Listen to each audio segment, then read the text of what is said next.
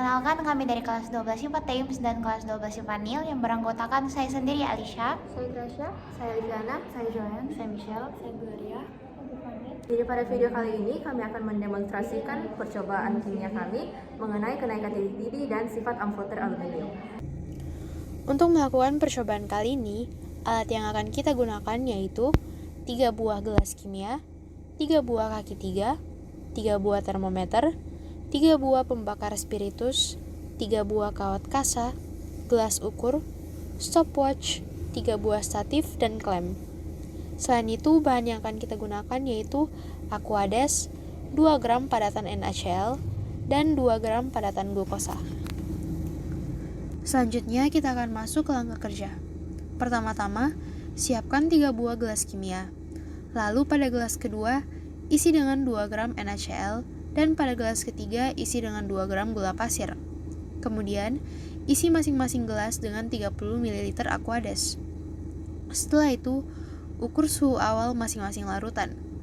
Lalu, siapkan spiritus dan kaki 3, lalu letakkan masing-masing gelas kimia di atas kaki 3 tersebut. Kemudian, siapkan statif dan klem untuk menggantung termometer pada masing-masing gelas. Setelah itu, panaskan ketiga larutan dengan pembakar spiritus. Kemudian, ukur perubahan suhu yang terjadi setiap 1 menit. Hentikan pengukuran suhu ketika larutan telah mendidih. Landasan teori dari kenaikan titik didih yaitu sifat koligatif larutan adalah sifat larutan yang tidak bergantung pada jenis zat terlarut, tetapi hanya bergantung pada konsentrasi partikel zat terlarutnya.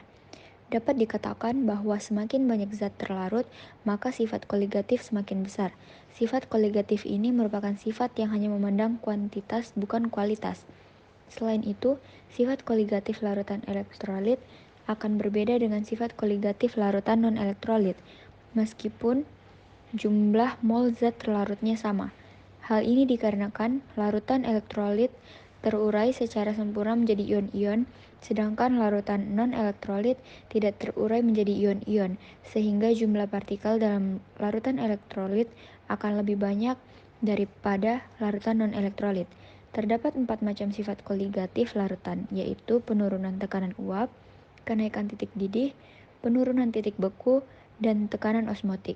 Namun, yang akan dibahas lebih mendalam pada laporan ini adalah kenaikan titik didih. Titik didih cairan berhubungan dengan tekanan uap. Apabila sebuah larutan mempunyai tekanan uap yang tinggi pada suhu tertentu, maka molekul-molekul yang berada dalam larutan tersebut mudah untuk melepaskan diri dari permukaan larutan. Atau dapat dikatakan, pada suhu yang sama, sebuah larutan mempunyai tekanan uap yang rendah, maka molekul-molekul dalam larutan tersebut tidak dapat dengan mudah melepaskan diri dari larutan.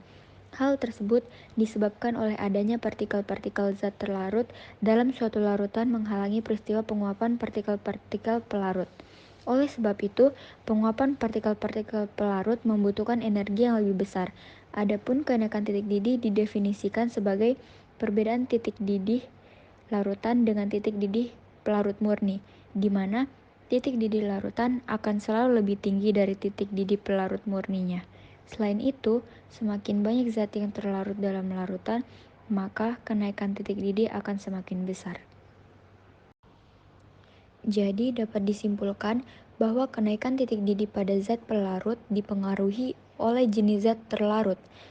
Titik didih tertinggi adalah larutan garam atau elektrolit.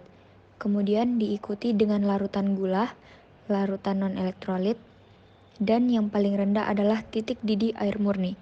Hal tersebut terjadi karena adanya molekul dari zat terlarut yang menghambat zat pelarut murni untuk mengalami penguapan saat berada pada suhu titik didih, sehingga menyebabkan terjadinya pertambahan energi untuk mengalami penguapan. Namun, ada beberapa faktor yang memengaruhi percobaan ini, yaitu suhu dipengaruhi oleh lingkungan seperti AC, kesalahan dalam membaca skala yang ditunjukkan, dan api dari spiritus yang tidak konstan.